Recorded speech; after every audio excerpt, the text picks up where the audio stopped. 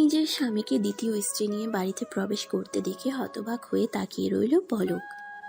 আজ ছিল তাদের দ্বিতীয় বিবাহ বার্ষিকী। পলকের স্বামী আরাফাত তাকে বলেছিল আজ তাকে অনেক সুন্দর একটা সারপ্রাইজ দেবে, অথচ সে আজ তার জন্য সতীন নিয়ে এলো। পলক আর কিছু ভাবতে পারল না, তার মাথা কাজ করা বন্ধ করে দিয়েছে। হঠাৎ করেই পলকের মাথা ঘুরতে লাগলো, চোখের সামনেই ক্রমশ ঝাপসা হয়ে উঠল। পলক তখনই জ্ঞান হারিয়ে পড়ে গেল। চোখ মেলে তাকাতেই নিজের চোখের সামনে নিজের শাশুড়ি সালমা বেগমকে দেখতে পেল পলক। তাকে জড়িয়ে ধরে বাচ্চাদের মতো কাঁদতে লাগলো। এই মহিলা যে তাকে মায়ের মতোই ভালোবাসে। সালমা বেগম পলকের মাথায় হাত বুলিয়ে বললেন, আমার তোমাকে সান্ত্বনা দেবার ভাষা নেই মা। আমার ছেলে যে এমন কিছু করবে আমি ভাবতেই পারিনি। এসব কিছু তোমার শ্বশুরমশাই আর ওর পরিকল্পনা। ও যে মেয়েটাকে বিয়ে করেছে সে হলো তোমার শ্বশুরমশাইয়ের বন্ধুর মেয়ে। তোমার শ্বশুর মোটা অঙ্কের যৌতুক নিয়ে এই বিয়েটা দিয়েছে। পলক ছটফট করতে লাগলো। সালমা বেগমের উদ্দেশ্যে কাতর স্বরে বলল, আমাকে একবার আরাফাতের সাথে কথা বলার ব্যবস্থা করে দিন মা। আমার ওর থেকে অনেক কিছু জানার আছে। সালমা বেগম কিছু বলতে যাবেন, তার পূর্বেই সেখানে চলে আসে আরাফাতের নতুন বউ মালিহা। মালিহা সেখানে এসেই পলকের উদ্দেশ্যে বলে, আরাফাতের সাথে তোমার তো কোনো কথাই থাকতে পারে না। আরাফাত আমায় কথা দিয়েছে ও তোমাকে তালাক দেবে। পলকের পুরো দুনিয়া যেন অন্ধকার হয়ে গেল। এসব কি বলছে এই মেয়েটা? পলক উঠে দাঁড়িয়ে মালিহার পাশে এসে বলল, আরাফাত সত্যিই এমন বলেছে? আমি মিথ্যা বলি না, তোমার জন্য সত্যি আমার অনেক খারাপ লাগছে, কিন্তু আমার কিছু করার নেই। নিজের সংসার বাঁচানোর জন্য যদি তোমার সংসার ভাঙতে হয় তাহলে আমাকে তাই করতে হবে। তুমি কিভাবে পারলে একটা মেয়ে হয়ে আরেকটা মেয়ের সংসার ভাঙতে? মালিহা বিষণ্ণ সুরে বলল, আমি নিজেও ঠকে গেছি পলক। আমার আর আরাফাতের বিয়ে কিন্তু আজ হয়নি, আমাদের বিয়ে হয়েছে আরও 1 বছর আগে। আমি আমার আব্বু আম্মুর সাথে লন্ডনে ছিলাম। আমি লন্ডনেই বড় হয়েছি। গত বছর সিলেটে ফেরার পর আব্বু আমাকে বলে তার বন্ধুর ছেলের সাথে বিয়ে দিতে চায়। আমি তখন কোনো আপত্তি করিনি, কারণ আমি সবসময় আমার পরিবারের পছন্দ মতোই বিয়ে করতে চেয়েছিলাম। আমার বাবার উপর আমার পূর্ণ আস্থা ছিল এবং আমার বাবার আস্থা ছিল তার বন্ধুর উপর। কিভাবে এভাবে যে বাজেভাবে ঠকে যাব সেটা ভাবতেই পারিনি। বিয়ের পর আরাফাত আমাকে নিয়ে আলাদা ফ্ল্যাটে উঠে। ওকে আমি অনেকবার বলেছি শ্বশুর বাড়িতে যাওয়ার কথা, কিন্তু ও বারবার এড়িয়ে গেছে। অবশেষে ধৈর্য রাখতে না পেরে 1 মাস আগে আমি আরাফাতের পিছু পিছু এই বাড়ি অবধি চলে আসি। এখানে এসে আমার সালমানটির সাথে কথা হয় আর আমি সব জানতে পারি। জানো, আমি সংসার ভাঙতে চাইনি, বরং আমি নিজে ভেবেছিলাম আরাফাতকে ডিভোর্স দিয়ে চলে যাব। কিন্তু আমি এমন কিছু করতে যাব তার আগে জানতে পারি আমার গর্ভে আরাফাতের সন্তান বেড়ে উঠেছে। আর তুমি তো জানো সিঙ্গেল মাদার হওয়া কতটা কষ্টের। আমি চাই না আমার সন্তান বাবার ভালোবাসা থেকে বঞ্চিত হোক, বা আবার আমি এটাও চাই না যে আমার সন্তান সৎ মায়ের সাথে এমন পরিবেশে বেড়ে উঠুক। তাই আমি আরাফাতকে শর্ত দেই, যদি নিজের সন্তান এবং আমাকে চায় তাহলে তোমাকে তালাক দিতে হবে। মালিহার কথা শুনে পলক হতবিহ্বল হয়ে তাকিয়ে রইল। সালমা বেগম আঁচলে মুখ ঢেকে কাঁদছেন। পলক এলোমেলো পায়ে ঘর থেকে বেরিয়ে এলো। পলক কিছুটা সামনে এগিয়ে যেতেই আরাফাতের মুখোমুখি হলো। আরাফাতকে দেখা মাত্রই তার প্রতারণার কথা মনে পড়ল। রাগে ক্রোধে আরাফাতের শার্টের কলার চেপে ধরে বলল, কেন কেন এমন করলে তুমি? আমি তো তোমাকে ভালোবেসেছিলাম আরাফাত, আর তুমি আমাকে এভাবে ঠকালে। আরাফাত পলককে নিজের থেকে ঠেলে দূরে সরিয়ে বলে, আমার কিছুই করার ছিল না। মালিহাকে আমি বিয়ে করেছিলাম বাবার কারণে। বাবা বলেছিল মালিহাকে বিয়ে না করলে তার সমস্ত সম্পত্তি থেকে আমায় বঞ্চিত করবে। কিন্তু সত্যি বলতে মালিহাকে বিয়ের পর আমি ওর প্রেমে পড়ে যাই। ও একদম নিখুঁত সুন্দরী, তোমার থেকে 1000 গুণ সুন্দরী। পলক চিৎকার করে বলে। আর আমাদের ভালোবাসা, তার কি হবে আরাফাত? আরাফাত বলে, ভালোবাসা দিয়ে জীবন চলে না পলক। মালিহা আমার বাচ্চার মা হতে চলেছে, আর তুমি তো বিয়ের 2 বছর পরও আমায় সুখবর শোনাতে পারলে না। তাই আমি মালিহাকে বেছে নিলাম। তার জন্য যদি তোমাকে ত্যাগ করতে হয় তাহলে সেটা করতে আমার বাধবে না। পলক ঠাস করে থাপ্পড় বসিয়ে দিল আরাফাতের গালে। চিৎকার করে বলল, ভুলটা আমারই ছিল। আমি নিজের পুরো পরিবারের বিরুদ্ধে গিয়ে তোমায় বিয়ে করি। আমার বাবা তো শুরু থেকেই এই বিয়েতে রাজি ছিল না, অথচ আমি তাকে ব্ল্যাকমেল করে রাজি করিয়েছি এই বিয়ে দিতে। কিন্তু আমার পরিবারের কেউই এই বিয়েতে মন থেকে রাজি ছিল না। আমারই ভুল ছিল তোমার মতো একটা ছেলেকে ভালোবাসা। আরাফাত পলকের গলা চেপে ধরে বলে, কেন, অন্য কোনো নাগর ছিল নাকি তোমার? আরাফাত, মুখ সামলে কথা বলো। তোমার মতো মেয়ের সাথে এর থেকে ভালোবাসায় কথা বলার ইচ্ছে নেই। আমি কিছু জানি না ভেবেছ? কলেজ ভার্সিটিতে তোমার কতগুলো ছেলে বন্ধু ছিল, আর তাদের সাথে কতই না ঢলাঢলি। চরিত্রহীন মেয়ে কোথাকার। তুমি নিজে চরিত্রহীন। আমার জীবনে যদি আর একবার সুযোগ পেতাম, তাহলে তোমার মতো চরিত্রহীনকে কখনো সুযোগ দিতাম না। তুমি একটা জঘন্য মানুষ। যদি আমি আবারও অতীতের দিনগুলোতে একবার ফিরে যেতে পারতাম, তাহলে নিজের সব ভুল শুধরে নিতাম। আমার এখনো ভাবতে ঘৃণা হচ্ছে যে আমি নিজের বাবার বিরুদ্ধে গিয়ে তোমার মতো একটা খারাপ মানুষকে বেছে নিয়েছিলাম। আমি এটারই যোগ্য ছিলাম। আরাফাত ডোন্ট কেয়ার ভাব নিয়ে বলে। এত কথা শোনার সময় নেই। এই যে ডিভোর্স পেপার, এখানে সই করে দিয়ে মানে কেটে পড়ো। আমি তোমার কাবিনের 5 লাখ টাকা পাঠিয়ে দিচ্ছি। পলক শটান ডিভোর্স পেপারে সই করে দেয়। আরাফাত তার হাতে 5 লাখ টাকার নোট তুলে দিলে পলক সেই টাকা ছুঁড়ে ফেলে দিয়ে বলে, তোমার মতো জঘন্য লোকের দেয়া টাকা স্পর্শ করতেও আমার রুচিতে বাঁধবে।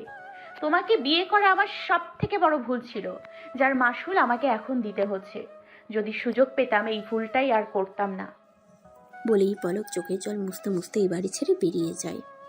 বাইরে আসতেই একটা দীর্ঘশ্বাস ফেলে বলে, আমার জীবনে হঠাৎ করে কি ঝড় নেমে এলো। ভাগ্যের কি নির্মম পরিহাস। আজ থেকে ঠিক 2 বছর আগে এই দিনটায় যে আশা নিয়ে আরাফাতের হাত ধরেছিলাম, আজ সেই আশা পুরোপুরি ভঙ্গ হয়ে গেল। ওর সাথে আমি সুখী হতে পারলাম না। তোমার অবচেতন মনে দেয়া অভিশাপই ফলে গেল বাবা। বলেই কোনো একটা ভাবনায় মগ্ন হলো পলক। ভাবলো এবার বাবার বাড়িতে যাবে, এছাড়া যে তার যাওয়ার আর কোনো জায়গা নেই। কিন্তু তার ভাইয়া ভাবি তাকে দেখে কি রিয়্যাক্ট করবে? সংসারের দায়িত্ব যে পুরোপুরি এখন তার ভাইয়ের।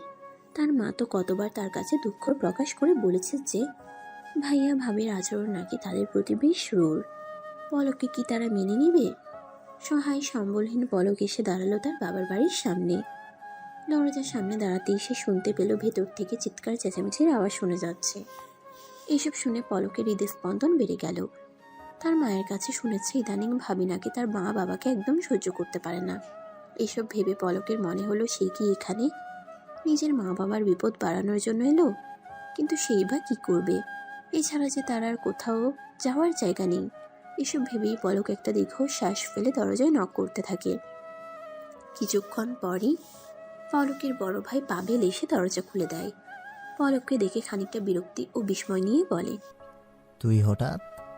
ভেতরে আসতে বলবি না? ও হ্যাঁ, আয়। পলক গুটি গুটি পায়ে বাড়ির ভেতরে প্রবেশ করে। পলক এক কাপড়ে ও বাড়ি থেকে বেরিয়ে এসেছিল, তাই পাবেল ভাবলো সে হয়তো কিছু সময়ের জন্য এসেছে। এই ভেবে একটা স্বস্তির নিঃশ্বাস ফেলল। এরই মধ্যে পলক শুনতে পেল তার ভাবি রুহানি জোর গলায় বলছে, কে এসেছে? যেই আসুক না কেন, আমি কিন্তু এখন আর কোনো রান্না করতে পারবো না। আমি এখানে দাসীবাদী করতে আসিনি। তোমার মা সারা জীবন অসুস্থতার ভান করে ঘরে শুয়ে বসে থাকবে, আর আমি খেটে যাব, সেটি হচ্ছে না। বলে রুহানি বাইরে এসে পলককে দেখে চমকে গেল। কিছুটা অপ্রস্তুত হয়ে বলল, পলক, তুমি হঠাৎ করে কিছু না জানিয়েই চলে এলে? কেন, আমি কি আসতে পারি না? সেটা না, আসলে বাদ দাও। এসেই যখন পড়েছো তখন ভেতরে এসো। পলক ভেতরে প্রবেশ করে। পলকের বাবা পারভেজ ইসলাম লাঠিতে ভর দিয়ে ড্রয়িং রুমে এসে বলেন। এসেই তিনি পলককে দেখতে পান। পলক নিজের বাবাকে দেখে আবেগঘন হয়ে পড়ে। বিয়ের 2 বছরে খুব কমই নিজের বাবার বাড়িতে আসার সৌভাগ্য হয়েছে। সবশেষ এসেছিল 6 মাস আগে। তখন তার বাবা একদম ঠিক ছিল। মায়ের কাছে শোনা কয়েক মাস আগে বাথরুমে পড়ে গিয়ে পারভেজ ইসলাম পায়ে আঘাত পান। ডাক্তার বলেছিলেন পা ভেঙে গেছে, চিকিৎসার করালে ঠিক হয়ে যাবে। কিন্তু রুহানি পাবেলকে এইসবের পেছনে টাকা খরচ করতে নিষেধ করে দেয়, যার কারণে চিকিৎসার অভাবে তার পায়ের অবস্থা আরও খারাপ হয়ে যায়। তারপর থেকে লাঠিতে ভর করেই হাঁটতে হয় ওনাকে। পারভেজ ইসলামকে দেখে পলক আর নিজের চোখের জল আটকে রাখতে পারে না। দৌড়ে গিয়ে বাবাকে জড়িয়ে ধরে কাঁদতে কাঁদতে বলে, এই তোমার কি হাল আব্বু? আমি আলহামদুলিল্লাহ ভালো আছি। তুই কেমন আছিস? পলক উত্তরে আর কিছু বলতে পারে না। রুহানি খানিক ঠেস দিয়ে বলে, নিজের পছন্দ মতো ছেলেকে যখন বিয়ে করে নিয়েছে তখন তো ভালোই থাকবে, তাই না পলক? পলক তখনও নিশ্চুপ। পারভেজ ইসলাম বলেন, তোর আম্মু আমাদের ঘরে শুয়ে আছেন, কিছুদিন ধরে তার শরীর ভালো যাচ্ছে না, বিছানা থেকেও একদম উঠতে পারছে না। চল গিয়ে দেখে আসবি। পলক হতভম্ব হয়ে নিজের বাবার দিকে তাকিয়ে থাকে। এই তো 3 দিন আগেই তার মায়ের সাথে কথা হলো। তার মা তো বলেছিল তিনি একদম ভালো আছেন। তাহলে কি সেসব পলক যাতে দুশ্চিন্তা না করে সেজন্য? পলক আর ভাবতে পারল না, ছুটে চলে গেল নিজের মায়ের কক্ষে। পলকের মা নূর বেগম বিছানায় শুয়ে কাতরাচ্ছেন। কয়েকদিন থেকেই কোমরের ব্যথায় ঠিকমতো উঠে দাঁড়াতে পারেন না। পলক রুমে এসেই আম্মু আম্মু বলে ডাকতে শুরু করে। পলকের ডাক শুনে নূর বেগম উঠে বসার চেষ্টা করেন কিন্তু ব্যর্থ হন।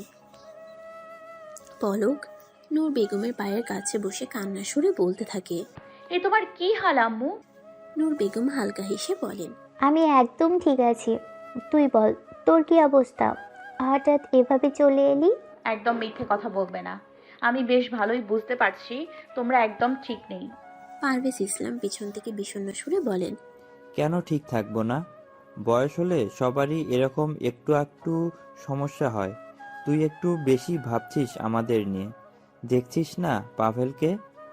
ওর কি আমাদের নিয়ে কোনো চিন্তা আছে? ও ঠিক বুঝতে পেরেছে আমাদের তেমন কিছু হয়নি, এমনি সেরে উঠব। পলক কিছু বলার মতো খুঁজে পেল না। তার চোখ বেয়ে অঝোর ধারায় অশ্রু ঝরতে লাগলো। একটু থিতিয়ে নিল সে, আর ভাবতে লাগলো এখনই কি মা বাবাকে বলা ঠিক কিনা। সব বলা ঠিক কিনা। তবে বাড়ির যা পরিস্থিতি দেখলো, তাতে তার পক্ষে এখানে টিকে থাকাটাও সহজ না। কিন্তু এছাড়া তার যে আর কোনো যাওয়ার জায়গাও নেই। পলক উদাস মনে জানালার পাশে গিয়ে দাঁড়ালো। আকাশের চাঁদকে বেশ বড় দেখাচ্ছে, আর চাঁদ থেকে কিরকম জানি রক্তিম আভা ছড়াচ্ছে। পলকের মনে পড়ল আগামীকাল পূর্ণিমা। কাল হয়তো চাঁদের আলোর তীব্রতা আরও বাড়বে, কিন্তু সেই চাঁদের আলো কি পলকের জীবনের অন্ধকার দূর করতে পারবে? এসব ভেবেই দীর্ঘশ্বাস ফেলল পলক। এরই মধ্যে পারভেজ ইসলাম পলকের পিঠে হাত রেখে বললেন, সব কিছু ঠিক আছে তো? এই রাতের বেলা হঠাৎ তুই চলে এলি, এটা আমার মনে কেমন একটা খটকা তৈরি করেছে। বিয়ের পর তুই যে কবার এ বাড়িতে এসেছিস, জামাই তো তোর সাথেই ছিল, কিন্তু এবার? পারভেজ ইসলাম নিজের কথা সম্পূর্ণ করতে পারলেন না। তার পূর্বেই পলক পারভেজ ইসলামের কোলে ঝাঁপিয়ে পড়ে কাঁদতে থাকে। পারভেজ ইসলাম চিন্তিত স্বরে বলেন, কি হলো পলক? তুই কাঁদছিস কেন? কিছু হয়েছে কি? পলক কান্নার গতি সামান্য কমিয়ে বলে, এমনটা তো হওয়ার কথা ছিল না আব্বু। আমি তো তোমার কথা শুনিনি। তুমি বলেছিলে আরাফাত ভালো ছেলে নয়। আমি শুনিনি তোমার কথা। আত্মবিশ্বাসের সাথে তোমায় বলেছি আরাফাত ভালো ছেলে, ও আমায় ভালো রাখবে। আমার জেদের কাছে হেরে গিয়ে তুমি আমায় বিয়ে দিলে, কিন্তু ও আমার সেই বিশ্বাসের মর্যাদা রাখলো না। ও ঠকালো আমায়। তোমার কথাই ফলে গেল আব্বু। পারভেজ ইসলামের বুক ছ্যাদ করে উঠল। বিয়ের আগে তিনি খোঁজ নিয়ে জেনেছিলেন আরাফাতের কিছু বাজে স্বভাব আছে। তাছাড়া আরাফাতের বাবাও সুবিধার লোক নয়, এই জন্য তিনি বিয়েতে রাজি ছিলেন না। শেষ অবধি পলকের জেদের কাছে হেরেই বিয়েতে মত দেন। বিয়ের পর তিনি লক্ষ্য করেন আরাফাত যথেষ্ট ভদ্র এবং তার সাথে পলক সুখেই আছে। এসব দেখে তার মনে হয়েছিল তার ধারণা ভুল ছিল। কিন্তু আজ পলকের কথা শুনে আবারও তার মাথায় দুশ্চিন্তা ভর করল। তিনি উত্তেজিত হয়ে বললেন, কি হয়েছে পলক? তুই সবটা আমায় খুলে বল। পলক চোখের জল ফেলতে ফেলতে বলে, আরাফাত ঠকিয়েছে আমায়। ও আমার অগোচরে অন্য একটা মেয়েকে বিয়ে করেছে এবং সেই মেয়ের পেটে ওর বাচ্চা। পলকের কথা শুনে পারভেজ ইসলাম হতভম্ব হয়ে ফ্লোরে বসে পড়লেন। পলক নিজের বাবার কাছে বসে বলে, ও আমায় ডিভোর্স দিয়েছে আপু। তারপর আমি ও বাড়ি ছেড়ে চলে এসেছি। নূর বেগমও ঢুকরে কেঁদে ওঠেন এসব শুনে। তার নিজের অসহায় মেয়ের কথা ভেবে রুহু কেঁপে উঠছে। তাদেরই তো এ বাড়িতে শত গঞ্জনা সহ্য করে থাকতে হচ্ছে। এ অবস্থায় তারা কিভাবে নিজের মেয়ের পাশে দাঁড়াবে? নূর বেগমের চোখের সামনে যেন অমানিসার আধার নেমে এলো। চন্দ্রের আলো যেন যথেষ্ট নয় সেই অন্ধকার দূর করতে। পলক সকাল সকাল ঘুম থেকে উঠে চলে এসেছে রান্নাঘরে। পলককে রান্নাঘরে দেখে তার ভাবি রুহানি বলল, তুমি এখানে কি করছো? পলক হালকা হেসে বলল, গতকালকেই তো তুমি বললে ভাবি যে তোমার নাকি সবার জন্য রান্না করতে ভীষণ কষ্ট হচ্ছে। তাই আমি ভাবলাম আমি রান্নাটা করে দেই, এতে যদি তোমার কষ্ট একটু কমে। রুহানি খানিকটা অপমানিত বোধ করলো। বিষ করা গলায় বলল, এখনো রান্না করছো ঠিক আছে, কিন্তু এরপর তো আবার আমাকেই রান্নাটা করতে হবে। তোমার অসুস্থ মা তো কিছু করবে না, তাই একদিনের জন্য এসব না করলেও চলবে। একদিনের জন্য কেন? আমি না হয় প্রতিদিনই তোমাদের রান্না করে দিব। প্রতিদিন? প্রতিদিন। শুধু রান্না নয়, ঘর গোছানো, কাপড় ধোয়া থেকে শুরু করে সব কিছু না হয় আমিই করব। তুমি শুধু পায়ের ওপর পা তুলে বিশ্রাম নিও। আর তোমার শ্বশুর বাড়ির কাজ কে করবে? আমি না হয় আর শ্বশুর বাড়ি ফিরবো না। বেশ ভালোই মজা করতে পারো। আমি মজা করছি না ভাবি। পলকের কথা শুনে এবার রুহানের মুখে আধার নেমে এলো। এবার রুহানি বেশ গম্ভীর স্বরে বলল, সত্যি করে বলো তো, কি হয়েছে? তোমার শ্বশুরবাড়ির লোক কি তোমায় বের করে দিয়েছে নাকি? যদি এমন হয়েও থাকে তাহলে আমি বলবো, তুমি যদি ভেবে থাকো এখানে আশ্রয় পাবে, তাহলে তুমি ভুল ভাবছো। আমরা এখানে ধর্মশালা খুলে রাখিনি যে জনে জনে লোক পুষবো। এমনিতেই তোমার বাপ মা বসে বসে আমাদের অন্ন ধ্বংস করছে, তার উপর কি তুমিও আমাদের ঘরে বসে খেতে যাচ্ছ নাকি? রুহানের মুখে এমন কথা শুনে পলকের ভীষণ খারাপ লাগে। তার বুকে তীব্র রক্তক্ষরণ শুরু হয়। পলক এবার খানিক হেসে বলে, তুমিও না ভাবি আমার মজাকে সিরিয়াস ভাবে নিচ্ছ। আমি তো আজই এখান থেকে ফিরে যাব। বলেই পলক রান্নাঘর থেকে বের হয়। রুহানি পলকের বেরিয়ে যাওয়ার দিকে তাকিয়ে স্বস্তির নিঃশ্বাস ফেলে বলে, আপদ বিদায় হলেই বাঁচি। পলক রুহানির ঘর থেকে বেরিয়ে এসে নিজের জামা কাপড় গোছাতে ব্যস্ত হয়ে যায়। নূর বেগম পলকের কাণ্ড দেখছেন। তার বুক চিরে দীর্ঘশ্বাস বের হচ্ছে। পারভেজ ইসলাম হন্তদন্ত হয়ে রুমে ছুটে এসে বললেন, তুই এই অবস্থায় কোথায় যাবি মা? পলক নির্লিপ্ত হেসে বলে, যেদিকে দু চোখ যায় সেদিকেই যাব। পারভেজ ইসলাম কাঁদো কাঁদো স্বরে বললেন, আজ আমার তোর বাবা হিসেবে নিজেকে ভীষণ অসহায় মনে হচ্ছে। তোর এরকম পরিস্থিতি, অথচ আমি কিছুই করতে পারছি না। তুমি শুধু আমার জন্য দোয়া করিও আব্বু, এটাই আমার জন্য যথেষ্ট হবে। নূর বেগম বলে ওঠেন, তুই কোথাও যাবি না পলক, তুইও আমাদের মেয়ে, তোরও এ বাড়িতে অধিকার আছে। পলক পারভেজ ইসলামের দিকে তাকায়। পারভেজ ইসলাম একদম চুপ। পলক বলে, তুমি কি সব সম্পত্তি ভাইয়াকে লিখে দিয়েছো আব্বু? পারভেজ ইসলাম আর কিছু বলার মতো খুঁজে পান না। পলক পারভেজ ইসলামের নীরবতার উত্তরটা বুঝতে পারে। তাই সে দীর্ঘশ্বাস ফেলে বলে, এখন এই বাড়িতে কে থাকবে কে থাকবে না সব সিদ্ধান্ত ভাইয়া আর ভাবিই নেবে, কারণ এই বাড়িটা এখন তাদের। নূর বেগম ছলছল নয়নে তাকিয়ে বলেন, তাই বলে আমরা নিজের মেয়েকে এইভাবে সময়ে নিজেদের কাছে আশ্রয় দিতে পারবো না? এ কেমন নিয়তি? পারভেজ ইসলাম নিজের স্ত্রীর পাশে বসে বলেন, এটাই বুঝি আমাদের কপালে লেখা ছিল নূর। আমরা হলাম এই দুনিয়ার সব থেকে অসহায় মা বাবা, যাদের তার সন্তানের পাশে দাঁড়ানোর মুরদ নেই। নূর বেগম বুঝতে পারেন না এই অবস্থায় কি করবেন। পলকও নিজের সব জিনিসপত্র গোছাতে ব্যস্ত। নূর বেগম বলেন, অন্তত আজকে রাতটা এখানে কাটা, তারপর আমরা দেখছি কোনো ব্যবস্থা করা যায় কিনা। আমি চাই না আম্মু আমার জন্য তোমাদের বিপদ বাড়ুক।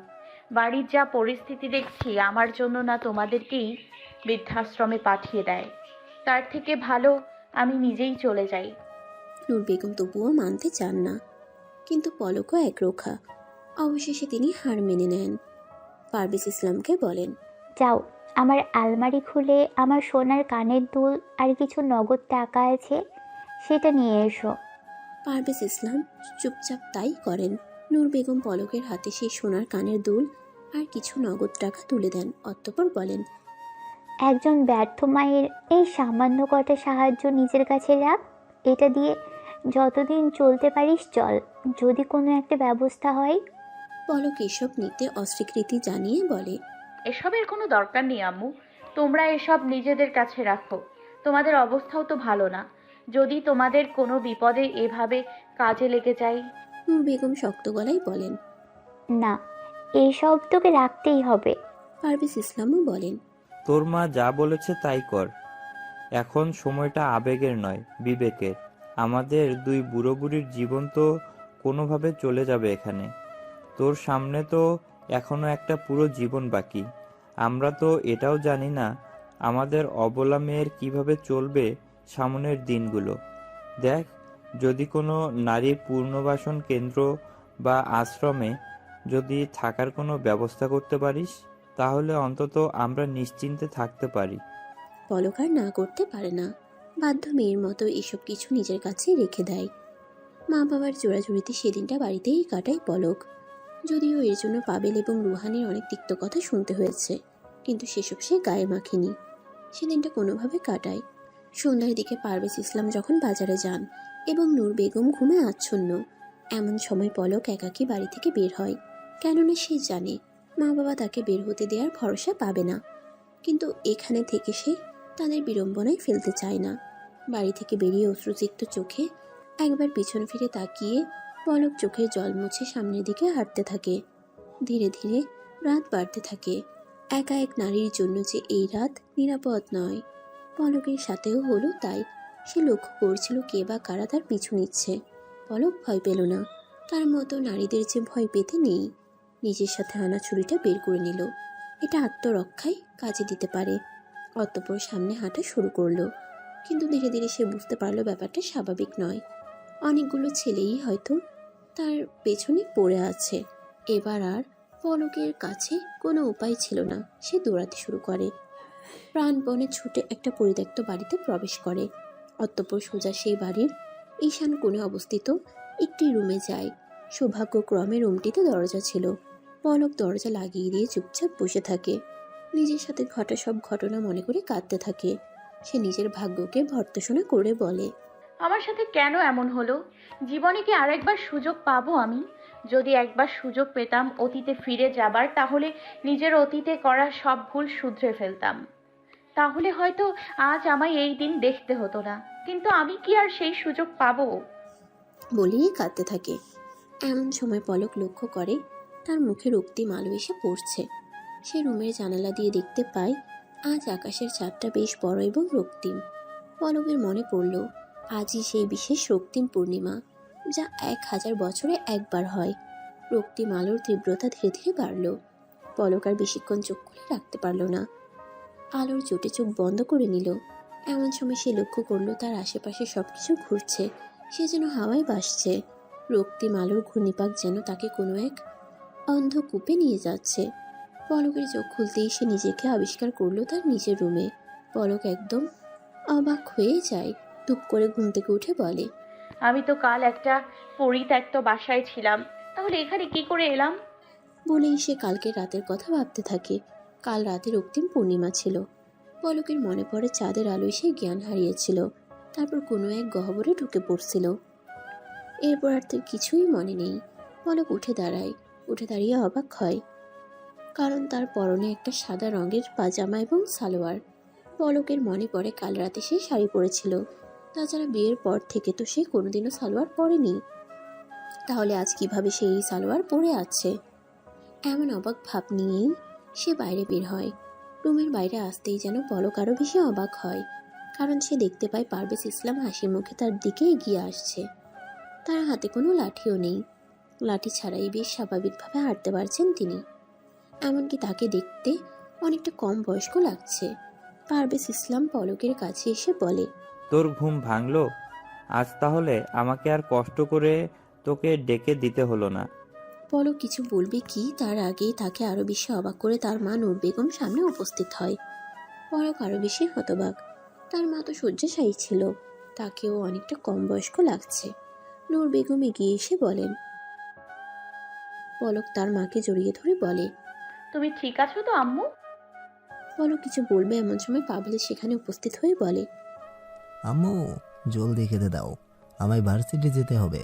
আজ থেকে আমার মাস্টার্সের ক্লাস শুরু। আমি প্রথম দিন লেট করতে চাচ্ছি না। আর পলককেও আমি নিয়ে যাব। ওকে জলদি তৈরি হতে বলো। পলকের এবার অজ্ঞান হবার জোগাড়। তার ভাই তো চাকরি করে, আর সে তো ভার্সিটির পাঠ বিয়ের পরই চুকিয়ে দিয়েছে। তাহলে এসবের মানে কি? পলক সবার উদ্দেশ্যে বলে ওঠে, এসব হচ্ছেটা কি? আর ভাবি কোথায়? পাভেল রেগে বলে, ভাবি মানে? তুই কি মজা করছিস নাকি? মজা কেন করব ভাইয়া, আমি তো রুহানির ভাবির খোঁজ যাচ্ছি। এই রুহানিটা আবার কে? সকাল সকাল তোর মাথাটা আবার খারাপ হয়ে গেল না তো? আরে রুহানি ভাবি তোর স্ত্রী। পারভেজ এবার হাসতে হাসতে অস্থির হয়ে যায়। নূর বেগম বলে, এসব তুই কি মজা করছিস বলো? পাভেলের আবার কবে বিয়ে হলো? পাভেল বলে, আম্মু, আমার মনে হয় তোমার মেয়ে কোনো স্বপ্ন টপ্ন দেখছে। যাই হোক, ওকে জলদি তৈরি হতে বলো, ভার্সিটিতে যেতে হবে। আজ তো ওর ভার্সিটিতে প্রথম দিন, আমার সাথে চলুক, তাহলে আর ওকে কেউ কোনো র্যাক ট্যাগ দেবে না। পলক বলে ওঠে। ভার্সিটিতে আমার প্রথম দিন মানে? প্রথম দিন মানে আজ তোর ভার্সিটি জীবন শুরু হতে চলেছে। এখন আর বেশি কথা না বলে তৈরি হতে যা, হাতে বেশি সময় নেই। পলক অস্থির হয়ে বলে। তোমরা যে সবাই কি বলছো আমি কিছু বুঝতে পারছি না। আজকের তারিখটা কত বলো তো?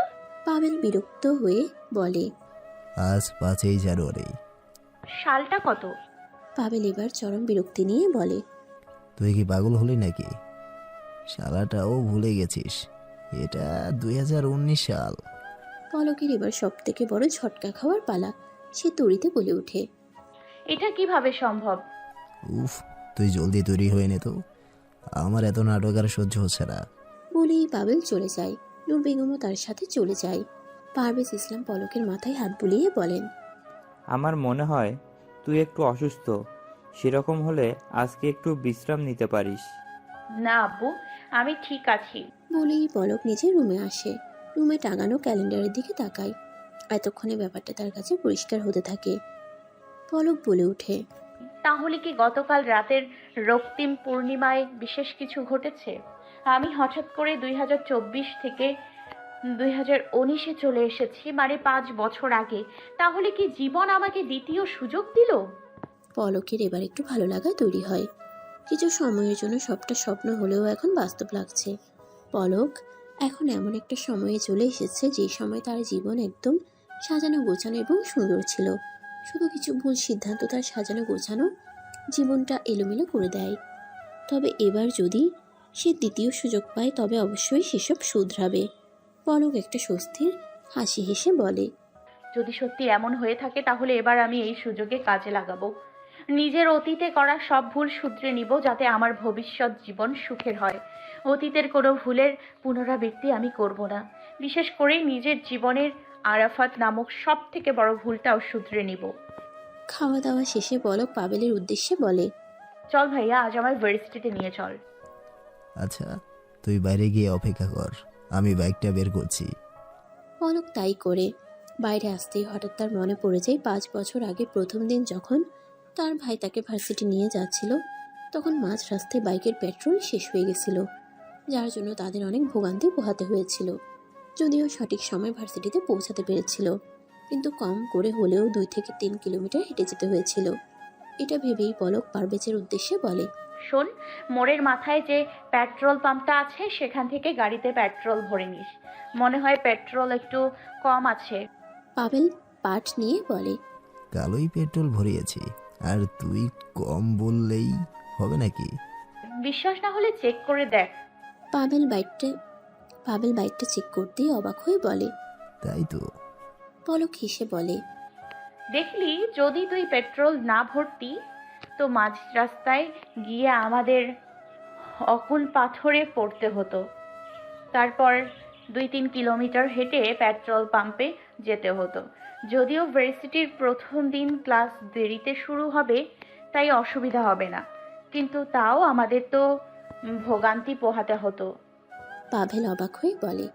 কিন্তু তুই কিভাবে বুঝলি যে বাইকে পেট্রোল কম আছে? পলক একটা দুর্বোধ্য হাসি দিয়ে বলে। এটাই তো। পাবেল আর কথা না বাড়িয়ে নিজে বাইকে বসে পলককে বাইকে উঠে বসতে বলে। পলক উঠে বসতেই বাইকটা স্টার্ট দেয়। অতঃপর মোড়ের মাথায় গিয়ে পেট্রোল ভরে নেয়, যার ফলে এবার আর কোনো ভোগান্তি হয় না।